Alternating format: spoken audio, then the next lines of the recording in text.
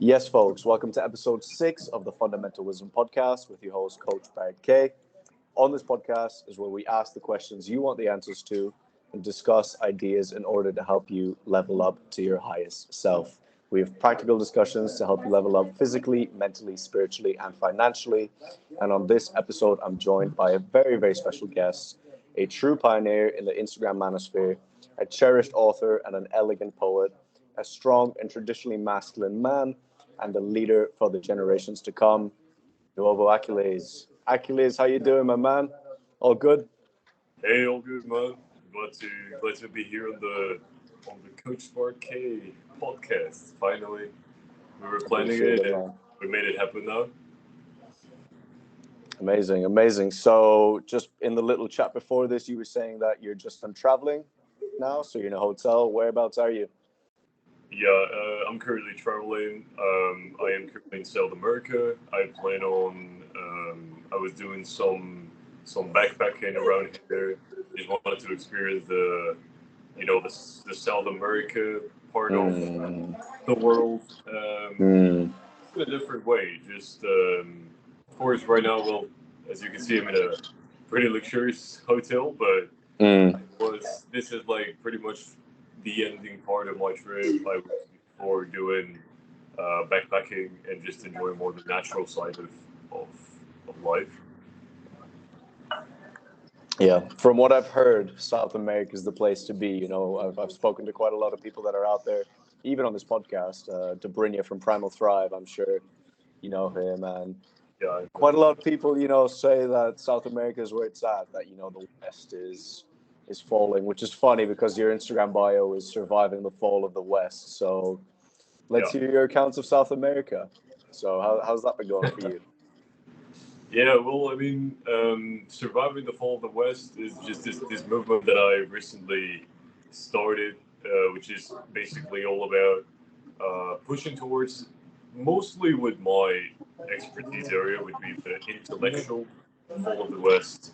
Of course, in regards to that, there will always be the physical aspect, the nutritional aspect, the aesthetic aspect of things, but my specific would be the intellectual decadence of the West, which is the one that ends up ultimately leading to all types of decadences.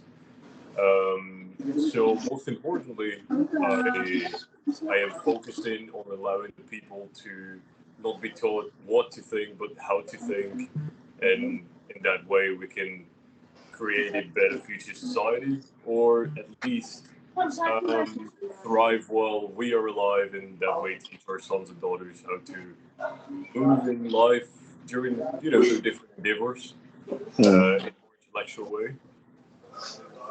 That is massive, yeah, especially nowadays. It's a prevalent theme. So just to expand on that a little, what would some of that be? What does that mean to you? What does surviving the fall of the West mean? What does it entail? You spoke about aesthetics and the importance of good nutrition and physical health, but just to touch and expand on some of that intellectual side of things, what would that mean to you?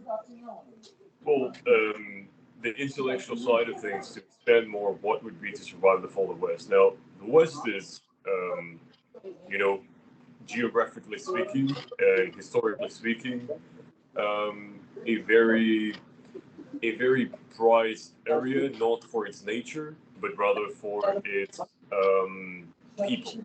So you see, continents like Africa or Asia, you know, depending on who you ask, Australia or Oceania could be another continent. But these places are better when we talk about their nature, when we talk about a place where you can enjoy fresh fruit all year round, places where you can find a lot more, animals. You can find better capacity for survival, even from just better chances. But what has differentiated the West from the East in these is the people, and the way the people from the West have created different even systems to support further their survival. So I believe always that intellect is what has built the West over just more chance of where to be born. Intellect is what has made the West better. And just the seek of beauty, the constant seek of beauty, the constant seek of human development in art, in mathematics, in language, in physics, in astronomy, in even creating their own religions and beliefs. So my goal to survive the full is to remember what has made and what has helped our ancestors survive the threat from East or from other factors that have threatened their existence, yet they have, with their intellectual power, been able to overcome. Not because they have any advantage in terms of terrain or in terms of weather, rather in terms of intellect. Pure intellect has built the West. Not more chance. Yeah, it makes absolute sense. And nowadays, speaking about the modern world, do you feel like that intellect has sort of disappeared a little, gone away, or how do you stand on that? Yeah, well, I mean, there's this this idea, for example, that just simply more reading will make you more intelligent, or simply acquire more information. But there's a difference between knowledge and intelligence, and a person can possess a lot of knowledge yet not be very intelligent, and also vice versa. A person can be more intelligent yet maybe not possess tons of knowledge. Of course, some authors like Nietzsche have talked about the Ubermensch, which, of course, the perfect man possesses both intellect and knowledge as well. If you can, of course, you should definitely aim to possess both of them. But they can be exclusive, and in this case, intelligence is definitely measured by the actions that you take, not by the knowledge that you possess. You can measure someone as intelligent based on the lifestyle that they live, based on the decisions that they take, the way they take their decisions, even sometimes the questions that they ask themselves, that they ask about the world. Yet, sometimes knowledge can be perceived in a different way. There are a lot of people who possess a lot of knowledge, yet they're not very intelligent because they don't take care of themselves physically, or they don't take care of their health. We have a lot of examples like that in universities, in colleges, even a lot of professors might possess a lot of knowledge, yet their intellect is very low. A concept that I talk about and that I mentioned in posts earlier, and I have always mentioned, is that based on my own definition and my philosophy is that a man's intelligence is measured by his level of cowardice. If a man is a coward, he cannot be intelligent. Just in the same way, if a man is not willing to protect, is not willing to provide, his intelligence or his amount of knowledge that he possesses are absolutely invalid because they don't serve the main purpose of a man, which is protection, provision, strength, and then intelligence, of course, must possess those characteristics as well in order to be useful. So that is some very traditional, I know you don't like that word, but it is what it is, traditional and just ancestral views of what a man provides, which I'm sure if there's any snowflakes watching on here will vastly disagree and upset some people, but that's good. Let's touch on that a little bit later. With the word, the only issue that I personally find with the word traditional is the context that it has been given by a lot of accounts on Instagram or people on social media that, they somehow believe that escaping the matrix is buying homes in, Alabama or something, and then just going to live there and just kind of like posting on Instagram how they just have their little homestead. It's like, that is completely fine. That's completely cool. Traditional goes slightly beyond that, and part of my intellectual pursuit contains a lot of something beyond just that type of tradition. They mention it's okay to live a simple life. And yes, not only it's okay, but most people will, in fact, live a simple life. But my content is more for those who want to live a simple life. I'm sure there are accounts for simple life route. But my content, my account, my philosophy is more leaning to the extremes, to those men who are more flame inside them that wants to, it wants to reach these men that have this extra feel to life.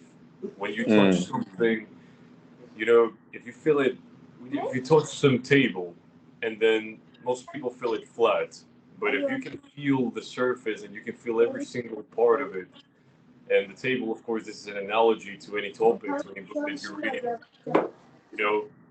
you touch it, and most people go through the motions, so they read the book, but if you can actually go in depth and have a dictionary by your hand and have just be like an encyclopedia of knowledge, that is, in my opinion, the most important thing. And from that, you have to put your feelings aside and put your brain into it.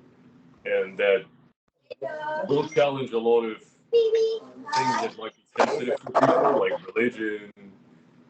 Especially, I see that's also why I disagree with the trad community. The trad community is extremely fixated in their own religion and in their own religious beliefs, so they don't seek any intellect. They don't seek any further intellectual pursuit. They seek to be shipples within tradition. They seek to simply be, I am a traditional person, so I take no other ownership for my own intellectual development. I simply believe in whatever religion that has been imposed in their trad, and that's it.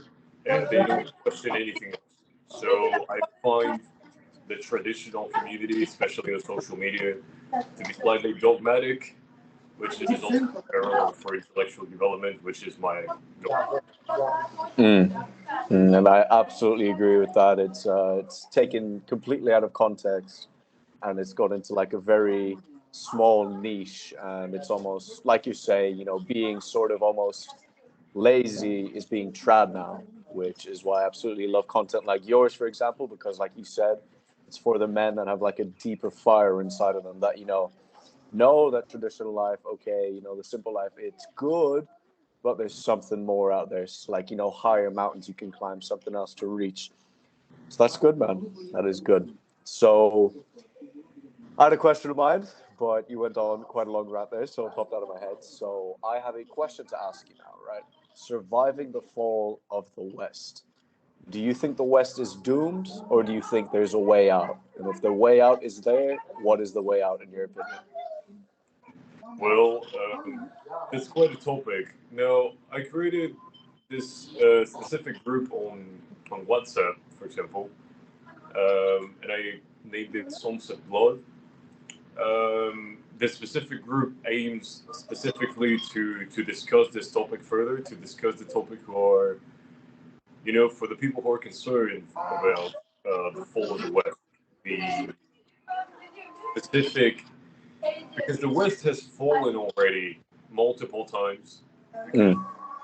Because, things, especially societies, they fall by steps. They don't fall just from 100, or from, in this case, from 100 to 0.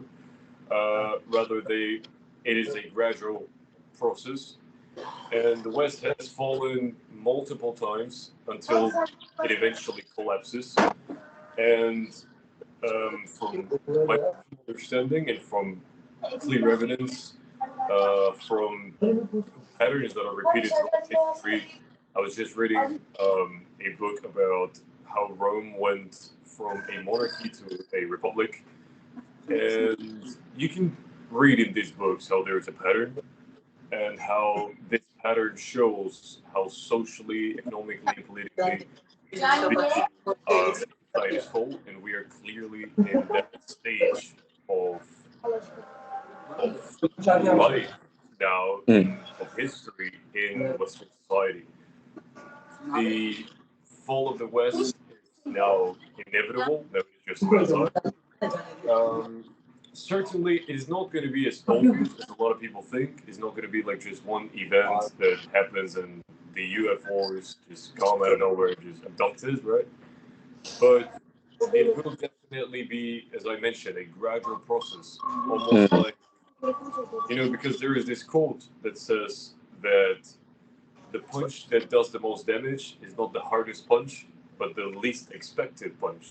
So what that means is that if anyone would want to do a lot of harm to you or to a society, they wouldn't just do it hard when it is expected. They would instead simply do it gradually, unexpectedly, and make you feel almost like if it's not really happening, and that is when it's going to actually hit the hardest. So that is actually what is going on. It's not going to be something blatant. It's rather going to be something sneaky that's going to happen gradually, and then once you realize the West has fallen. Yeah, and I absolutely back that up with what you're saying. There hasn't been any like major changes per se, but you see it. Every so often there'll be another thing.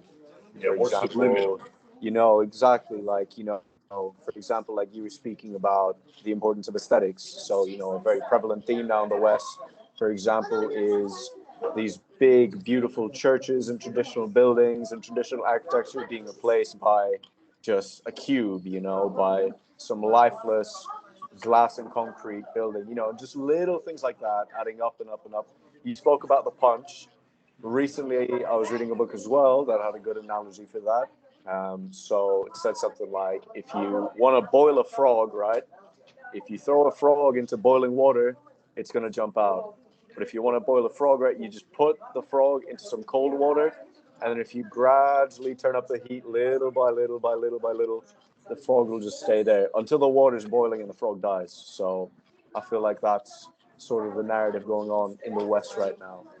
So what do you think is the cause of this? Like, not to get into too conspiracy theory topics, but do you feel like it's, for example, the way the modern man is nowadays? Weak and kind of purposeless and scared and not as courageous as back then, or is it like the puppet masters up top? What's provoking this?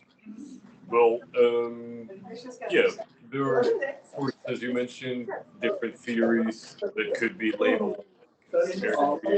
Um, so I will not get into all of that due to mainly time, but because there is definitely some interesting stuff within those conspiracies or theories, or even if they're real or not, there is definitely something very interesting to take from them. But something very logical that we can see that is happening is, and this cannot be like denied by anyone, it simply cannot be called a conspiracy because this is just a general norm that is very logical, is simple time. Everything gets old. Everything eventually wears out. If you have a vehicle and you have a vehicle that is just, it can be the most amazingly well-crafted vehicle by the best European engineers, and it can be extremely expensive in the materials used and extremely high quality. If you use that same vehicle for 80 years, it's eventually going to wear out. And that's something that we all cannot escape from, and that's time. So this is not a conspiracy unless someone believes that also time passing by is a conspiracy, which I don't believe.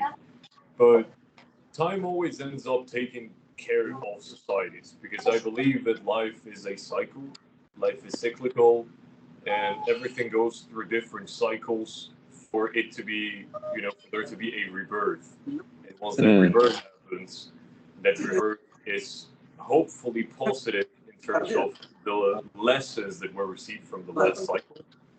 So each cycle in a beautiful world should be better than the last one. So, of course, that is one that is conspiracy proof. It's just that you can see throughout history, all societies have a moment in which they simply wear out, in which they simply fail, in which they simply fall. You can look at the Roman Empire, in which, once the Roman Empire fell, it tried to make a continuation as, as the Byzantine Empire. It wasn't precisely possible, but nowadays, all all paths lead to Rome. So that means that, of course, the Roman influence is here nowadays still very present in the numbers that we use, the languages that a lot of the world speaks, Latin languages. I speak myself because I also speak Spanish natively. So you can see how cycles leave traces, but eventually all cycles must come to an end. Now, that is, of course, the most safe way of explaining why, but that is not, of course, that is very general. If we go more in depth, because yes, time is the general consensus, but what within that fall is what is making actually the fall happen. Of course, we see weakness in a lot of people. Of course, physical weakness exists, but also it is not as prevalent as a lot of people make it sound. Of course, there's also still a large amount of men who still practice physical activities. Especially nowadays, we have PEDs, we have performance enhancing drugs, we have steroids that can actually help men even surpass their normal strength potential. So to simply blame physical weakness is, of course, to a certain level, a mistake. Of course, it is very important, and we have a lot of obesity, we have a lot of sedentary people, we have a lot of extremely weak men. But we also have, on the other end, we have the strongest men in history as well in our generation. What I believe more is more of that mental strength, that mental force, which is lacking in men. Of course, to possess the discipline to create a nice body, to create a strong body, you must have some level of mental fortitude. But it goes a lot deeper than that. It goes towards, ones I mentioned, intellectual development is the most important aspect. If you can, I don't like, for example, this modern trend of bashing on people or on men who don't necessarily go to the gym all the time. They're not necessarily 100% jacked. I have posted some pictures of my bodies in terms of showing that I also, I engage in lifting weights. Definitely, I have had people ask me about my training programs, as I did powerlifting. I have done strongman in the past when I was bulking, and of course, trying to do a little bit of bodybuilding. I don't necessarily enjoy just bodybuilding because I believe that your body actually has to be able to perform an action, not just look good. But I definitely don't agree with this consensus. This might be an unpopular opinion. For example, you can have great examples of men throughout history who were not completely jacked out of their minds, were not completely massive, but that made huge contributions to life. We have Leonardo da Vinci is an example that just comes to mind right now. Not only a scientist, but an artist, but an inventor. He discovered many different ways of perceiving things, and he made insane amounts of progress towards what nowadays is modern science and what nowadays allows us to even have things as useful as helicopters. Leonardo created many pathways towards what modern humans use. We have, of course, other intellectually based characters. We have Nikola Tesla, but I won't mention a lot of names because a lot of people will have different opinions on these people. There are some others that I won't necessarily say that were necessarily the greatest, but I do believe, for example, I made a post about this once. It is that you inspire more by example than by words. So I told this story a little bit, how my grandfather was an artist. and he wasn't necessarily the most jacked man of all. Yet I inspired him to go to the gym before he passed away. He inspired me to take on some better intellectual pursuits, not because we were, I kind of like push him towards like doing something, but more like you're besides an artist, and the artist thinks, well, this guy's bicep look nice, right? Mm. You think, okay, you have a bicep like that, but your bicep cannot make a painting like that. So he has another completely different perception of reality that you have. I have a tattoo artist, as you can see. I have some tattoos on my chest, I have my arms, and the tattoo artist is definitely not a very jacked individual. Yet once again, I recently, about a few months ago, I did some training plans for him, and now he's getting to the gym. He was also a vegan slash vegetarian sometimes, and I changed his mind as well in terms of that. Definitely not by shaming him, definitely just by a lot of long sessions of tattoos and just me talking to him. And I think, well, I might be bigger than him. I might, of course, he learns it, but I definitely cannot tattoo like him. So I just think that this general idea that some people have that the decadence of the West is 100% physical weakness is a massive intellectual mistake. It is more about a lack of intellectual general understanding of life. Absolutely. Absolutely. I back that up. My question was posed in the sense of weak men mentally nowadays, because you're very, very right that we do have the strongest men ever in history nowadays. But I also like your take on, not having to be like jacked and a bodybuilder and on PEDs or look a certain way to make a contribution to the world, which, very much so stems into what I do, which is holistic health, which, isn't just like the simplistic approach of, get jacked, like as jacked as possible, as quick as possible, stuff your face with as much food to gain as much mass, and then eat nothing, starve yourself, and then be shredded. Like, no, like, health and fitness is only one small part of our life that's meant to add to our life, not take away from it, or, become the only part of our life. So that's good. And like the examples as well that you gave, like, realistically, so many people down through history couldn't care less about how they're eating or their physique or their body or their bicep or their bench, but they changed the world that we live in completely. And like, when you think about it deeper, what level of influence do you want to have? Like, not saying that them can't coexist, but for instance, would you rather have a good body, or would you rather change the world, forever and ever, and have everyone talk about your name for eternity? So that's huge.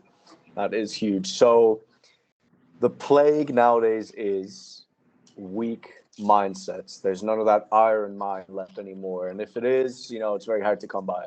I see it every day in my day-to-day life as well. What are some things that men can do to like rekindle that, that like warrior spirit, iron mindset, to, develop their intellect, to be able to take the correct steps to move forward, to prevent things, like the fall of the West from happening, and, live truly a better life for themselves? Well, I personally will say that, the first and most important thing that any man can benefit from in terms of specifically mindset speaking, is simply to have it's this mix, right? Now, I hate the word balance because I believe that it is a very simplistic approach to just say be balanced. And I have felt that when I have tried to be balanced throughout my life, there has been some issues. But at the same time, I believe that balance is a paradox. The less you try to have balance, the more you end up having it. The more you focus on balance, the more you tend to lean towards other sides. So, at least what I think and what I find that has benefited me the most and has benefited men that I have coached and that I have talked about on my group or that I have talked with is definitely understanding that there are no rules to life. And I think that is very difficult to understand for a lot of people, because that goes against, especially trad people, especially. So the thing is, I find trad people to be extremely similar to left wingers and to leftists, because they both are very sensitive people. They both are extremely sensitive in their own ways. Right wingers and left wingers are extremely sensitive people. So right wingers believe that, oh, I'm so politically incorrect, but as soon as they see, I don't know, something that challenges their view of life, they feel offended, they feel attacked, and they get triggered by it. So what I like to think is, what you mentioned, the word holistic, I really like that, is to see the world in a holistic manner, is to see everything in a way that is working towards a larger plan. That might have to do with God or whatever that you might call it, but everything is working towards something specific, because time is not moving for nothing. Time is moving for a reason. That reason is God. But everything moves for a reason, therefore everything is perfect in a way. And if someone would believe in God, or if someone believes in a superior force of nature that is wise, and it probably means it knows what it's doing, so why would you try to get in the way of that, right? Why would you try to get in the way of something that is beyond your powers? That's why I believe in the concept of destiny, which is one of the things that has allowed me to live a much better life. It might have to do with some of these Stoic principles I once mentioned in one of my posts and in one of my books, The Man Who Loves, in which I mentioned how Stoicism is not a practice that I personally agree with on 100%, but instead something very similar is the belief of destiny, which is kind of similar to Stoicism, but makes those little extra details better and sharper, which align more with my beliefs, which is just no complaining whatsoever about what comes, because everything is working for a higher meaning, for a higher purpose. And if there is something in this universe, call it God, call it whatever, I will not get into this in this podcast, because that's a topic. But if you believe that this consciousness that is larger than us is divine and perfect, then there should be nothing in this life that you should complain about. If you get your leg broken tomorrow, that is part of the plan, this higher nature.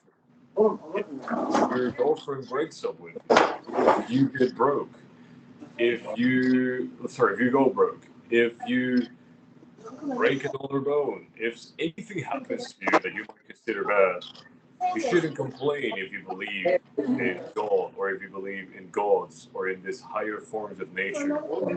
So I feel that is one of the most important things that has really helped, as well as understanding life has no rules, and that you can create your own rules, and that is what everyone does to a certain level.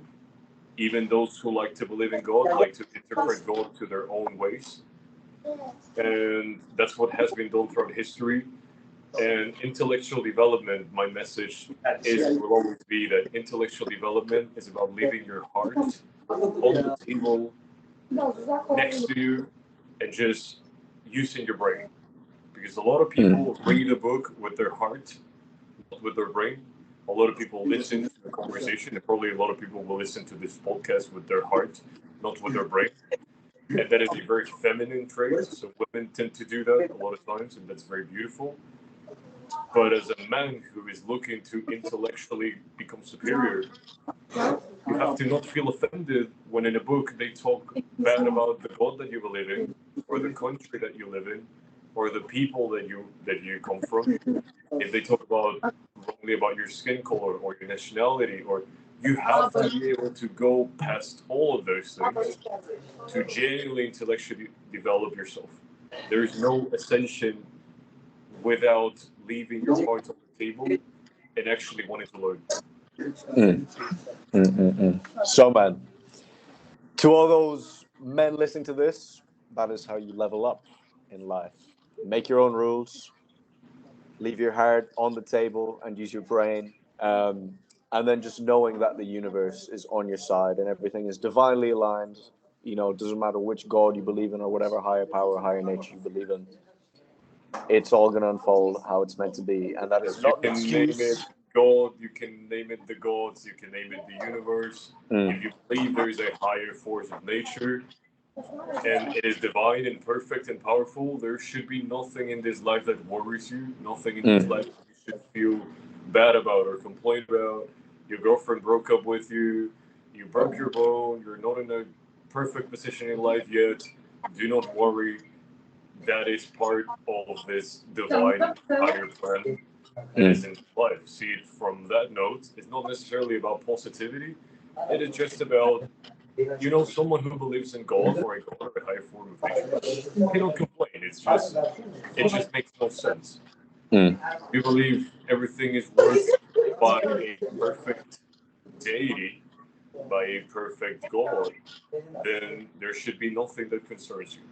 And that is absolutely not an excuse to be lazy as well, because I feel like people like to take things out of context, such as things like this, and be like, oh, well, if everything is, you know, divinely aligned and if everything is going to work out as it should be, I can just sit at home and, you know, like jack off and do nothing. Like, absolutely not. It means that you're divinely protected and that if you go and chase after your goals, you will be rewarded. And the inverse is also true. If you do absolutely nothing, there's also, you know, a destiny and a life path that will unfold for you there and then. So that is good, man. That is some very beautiful points that you touched on. And I feel like a lot of people resonate with that. Now, just to move away from all of that, we're coming into the last 15, 20 minutes or so. So I want to step away from your kind of worldview, say, and talk more about you. So I'm a very long time follower of your Instagram, and I've seen it, you know, flourish and grow throughout the years. I feel like it has been definitely over almost 2 years probably now. And at one point, you very frequently mentioned the idea and concept of etebo. Etebo. Yes. So I want to hear you expand on that, because I saw a beautiful explanation before of, you know, what it is and what it means to you. And I just want you to touch on that, you know, and explain how it's applicable in the world that we live in today. Yeah, so this concept is just a concept I personally created, called eternal beauty. And this concept is about, as you mentioned prior in this podcast, you know, you can see the decadence, you can see the lack of depth, intellectual depth, in the beauty of either a place or either the way people perceive themselves or their bodies, in the beauty of the cities, you know, the architecture. So Oscar Wilde has talked about this in some of his books, and it's about beauty. It's about, you know, how beauty genuinely will be what ends up saving the world, what genuinely ends up taking over in this perfect, beautiful world. Now, of course, you can see this, for example, in Christianity. They have this concept of course, heaven, where there is Jesus. But you can also see something similar in other religions or beliefs. You can see this in Valhalla, for example, about Nordic paganism. You can see this in Valhalla portrayed. And these places of the afterlife in which everything has, and you can see how the beauty is exclusive to its population. For example, in Valhalla, what happens is that you fight in Valhalla, and then you drink ale, which is beer, and then you get basically drunk every night with the gods, and you talk to them, and you chat to them, and you learn from them after a day of battle. And this instead would be completely alien to Christianity and its heaven, because the heaven of Christianity is rather peaceful. It is rather something in which you have no needs. So you don't need to fight. In fact, it is forbidden to fight. You have no need to drink. You have no need to eat. You have no needs. You have no necessities. Um, no, I'm not gonna. My idea is not to criticize this. It's just to show you the examples and differences between them and how each population has a different definition of beauty and what beauty is to them. Now, what I personally define as beauty is anything that makes you feel closer to godly. Now, closer to godly in terms, I know this might offend some people who, for example, believe in Christianity as they believe you can be closer to God. But as I mentioned, listening to this podcast, don't listen to it with your heart, listen to it with your brain. Don't feel offended if I talk about Jesus in a way that you don't like it. This is for intellectual development, right? So Christianity, for example, mentions how peace is beauty, and everything that is peaceful is beautiful, and everything that is beautiful is peaceful. My intellectual pursuit and eternal beauty is more about finding simply everything beautiful.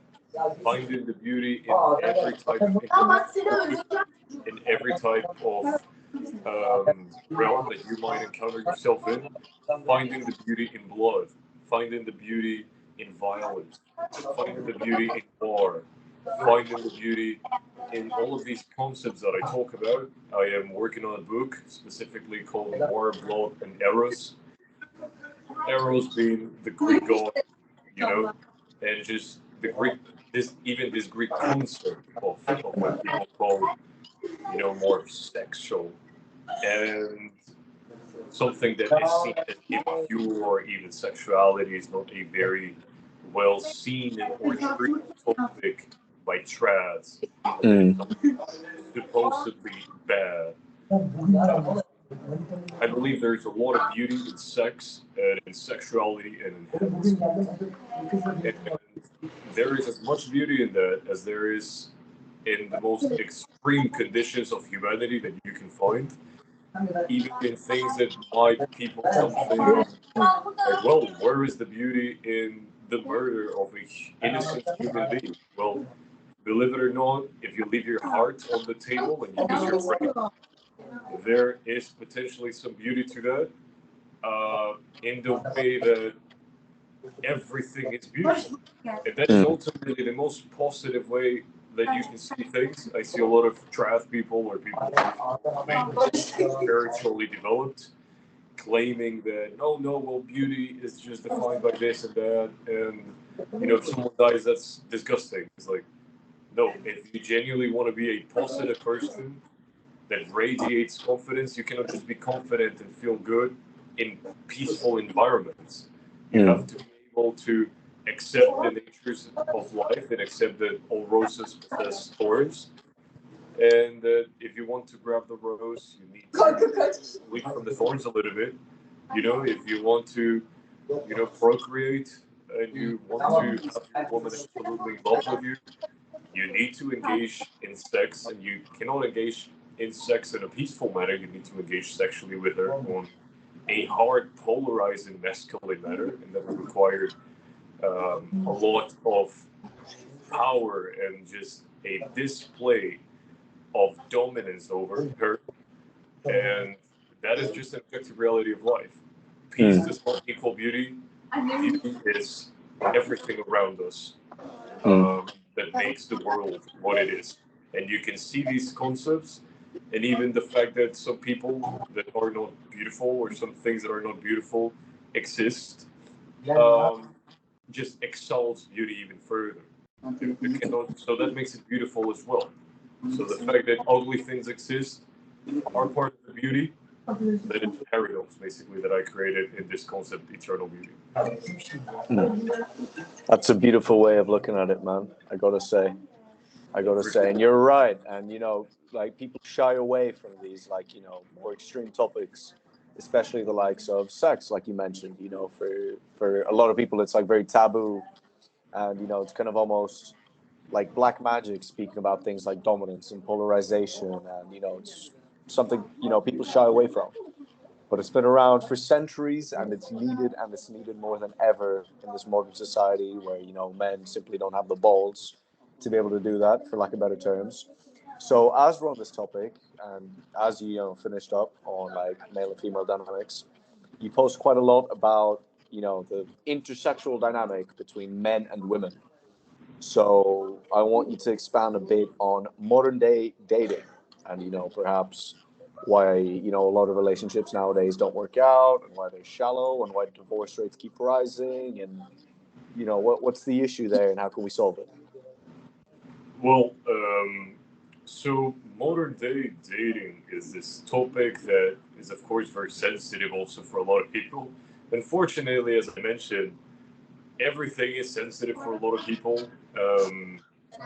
Yeah, and unfortunately, many people who claim to not be offended by things are very offended most of the time, like trads or right-wingers. Keep in mind, I would personally be labeled by people as a right-winger, but I still don't agree with those worldviews. I keep my collaborations with people extremely limited. As you can see, I don't generally collaborate with many people. I don't generally, I have been invited to podcasts before, but I just haven't really taken any notice in them. I saw that you were very specifically like an individual that is towards a more higher pursuit, not just something very dogmatic. I saw that you were focused on the basics of life more, which of course makes things more open to actually learning. Mm-hmm. And I really like that. That's why I decided to come over here. And well, to go back to the topic is, I would say personally that in terms of modern dating, a lot of people in general have the wrong approach to it when it comes to understanding it. Now, there is now this concept created, the red pill, the black pill. We have the blue pill. We just created pills all of a sudden that back in the 90s weren't in existence. And I think that's a response towards something that I personally find a little bit detrimental, which is to strategize dating. Essentially, I am the type of man who, of course, you end up learning things along the way, and it's impossible to not strategize life. It's impossible to not find strategies, therefore, towards dating. But strategizing it to the point where you're getting even other men to, I've seen this in the red pill and in dating coaches. They charge for them to text a woman, like they charge you for pretending that they are you and texted her to get a date. And that is definitely not only pathetic, but it is also strategizing things to the point where it's not even human anymore. It feels more robotic. It feels more. And keep in mind, it's not that these guys are amazing with women; is that they watch other guys' videos. So it is definitely detrimental that nowadays people are using manipulative tactics towards dating. Very specifically speaking, just strategizing things based on pills or based on these concepts.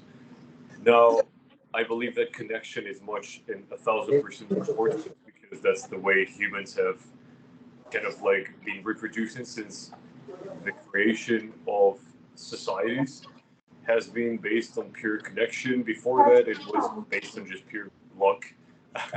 But after society version of it was about connection. It was about, of course, it's a physical attraction component to it. Of course, it exists. That's impossible to deny, and that's kind of more the black pill concept, as you can say. Of course, you have to be physically attractive. You have to be, as a man, especially being physically attractive, has a lot to do with being dangerous, with being more capable, with having further abilities. There's some characteristics that women look for that denote higher testosterone levels, that of course lead them to feeling more sexual attraction due to sexual dimorphism. And this this concept of modern dating has completely killed all of it. I get asked alternatives by men. I get asked like, well, what do I do then? What should I do if I want to improve my dating life in the modern world? And how should I just move towards finding a wife? Because I find this topic, we're going to get into this topic now of finding a wife. Because that's something a lot of men are concerned about. They are concerned about possibly all women becoming, just absolutely terrible partners. And I can hear a lot of men use like terms towards women. I don't personally like it. That might be an unpopular opinion, like calling women sluts or something. I personally don't enjoy that. Might sound weird in this niche of people. The reason why I personally don't like all of them is because I feel like it's not 100% women's fault to be the way that they are. Keep in mind that women are mirrors of men. Women imitate the men in a society. If the men are displaying certain behaviors, and the women will just follow. And calling women sluts therefore implies more fault of the men than of the women. And I certainly don't engage with women that are labeled as those terms. They're labeled as promiscuous or these types of terms that you can find. I personally believe that you attract the woman that you deserve to attract. And women and women that you are having issues with are labeled as that is because you are attracting these women. The only women that I have attracted in my life have been really good women with extremely well preserved bodies and sexuality, and is very well aware of their own divine purpose, and that is to protect themselves from men that might not have proper intentions with them, or from women that might not have proper intentions with them, from life itself. Um, some people say, where do you find these women? I believe that thinking about that is a mistake. I believe that thinking about where to find virgin women or where to find great women is not the way a man should be like. If you look at great men throughout history, they weren't precisely concerned about who they were going to marry. If you read books about ancient history, you can find that in most great European or Indo-European societies, the women were concerned about who they were going to marry. It was not the men; it was the women. So the men, you never read about Alexander the Great thinking, well, who am I going to marry? Or Julius Caesar or Augustus Caesar. You don't read about any great emperor thinking, well, who will I marry? Because they can decide who they want to marry. You hear women concerned about marriage. You hear women concerned about the men that they're going to marry. Because a man does not depend on women. You as a man must not depend, and you do not depend on women. Women instead have a very naturally dependent relationship with men. And of course, we need women. It doesn't mean that we don't need them. But women need men in a different way that we need women. Women need us for ultimately creating a family, and that will give them a life purpose. But the life purpose of a man transcends women. I believe that being a man is fantastic, and being a man comes with a lot of benefits that being a woman does not have. Like you have, of course, physical strength that is beyond her. You have a lot of, abilities that women don't have, physically speaking, and you have, of course, a lot of, different supposed benefits, but because you have 1,000 times also a lot more responsibilities as a man. At least if you're doing things the right way, then you have more responsibilities. Women, throughout history, their main responsibility has been to preserve themselves. While men have to literally create. If you find a society full of women, society full of men, then you will see that the men are the ones in charge of creating the roads, the buildings, of creating the sewage for, being able to receive water and to be able to hunt and to be able to have food constantly. So those things are very difficult. Women are instead in charge of picking berries and taking care of the men.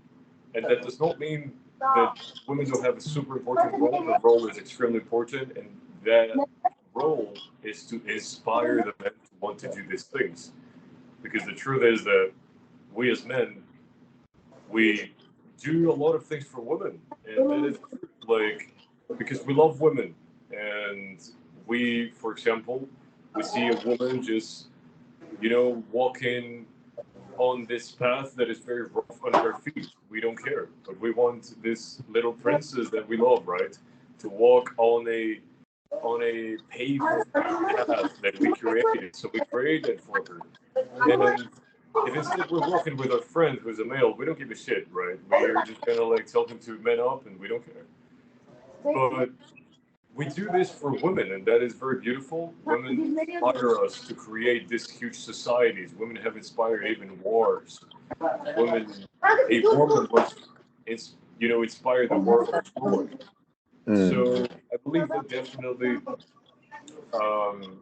one of the main issues with modern dating that men have is looking for wives. I see a lot of pathetic men looking for wives in traffic houses, being like, I don't know who is this guy.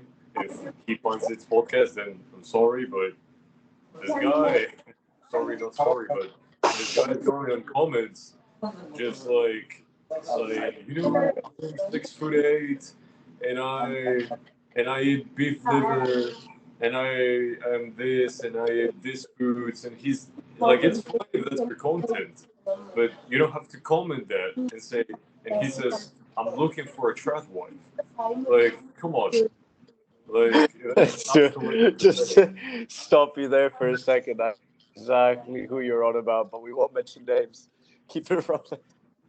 Yeah, of course. So it is definitely pathetic to see men looking for a wife, and the reason why is because evolutionarily speaking, the men have never been the ones who want to settle. It has been the women, So women do not find it attractive when a man wants to settle because it shows that he lacks potential for mating.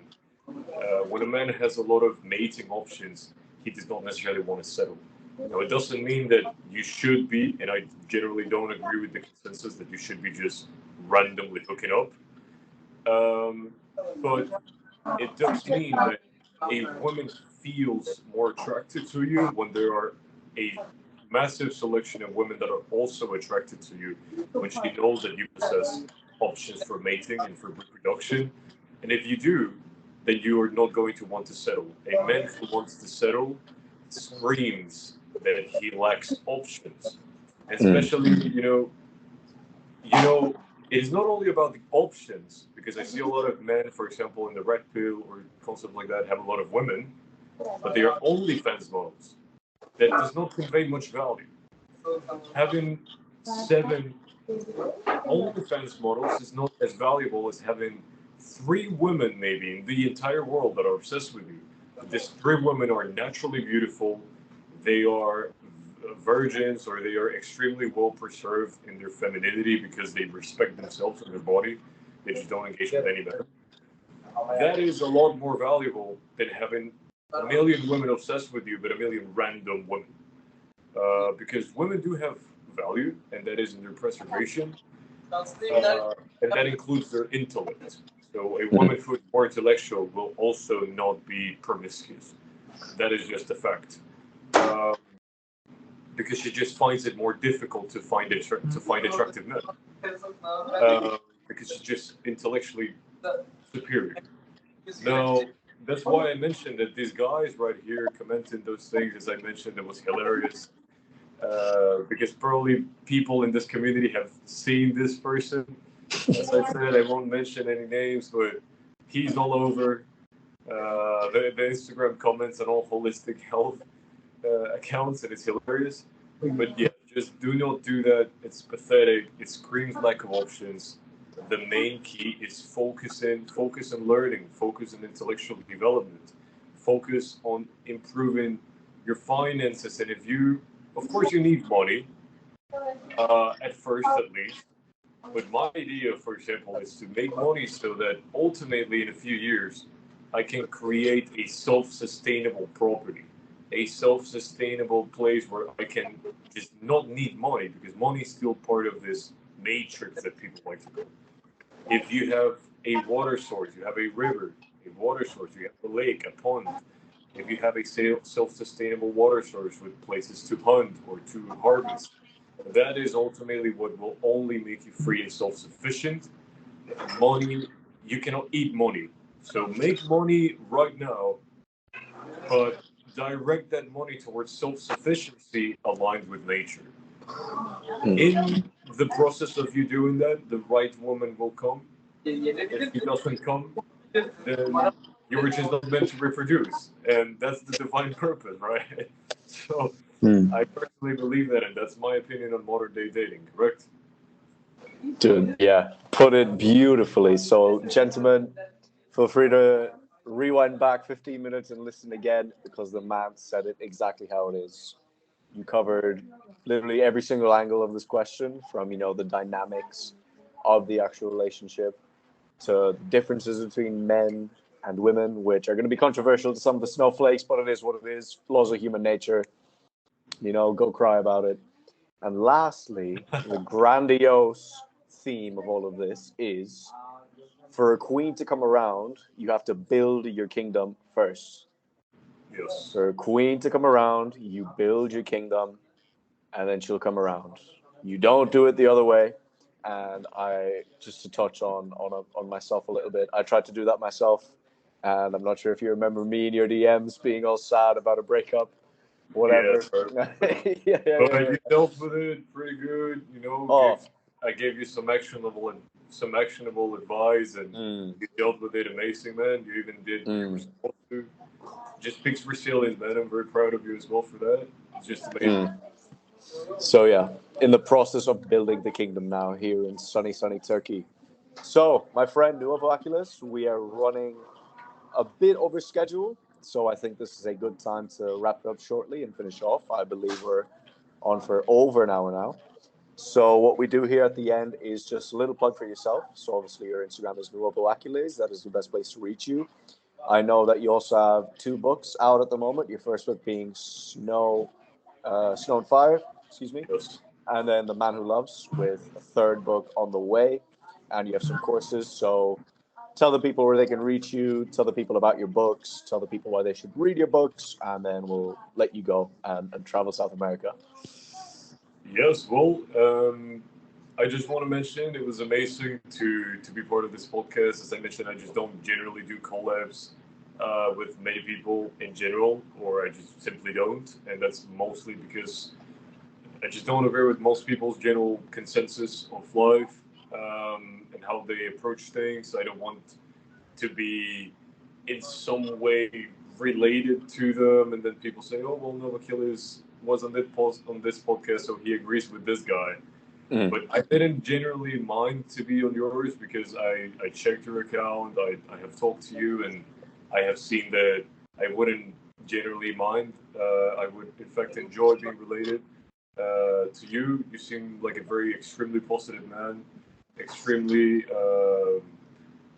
open to intellectual development, which is what I feel defines actually the intelligence of man. And apart from, of course, level of cowardice, which you have no cowardice in you from what I can notice and from what I know.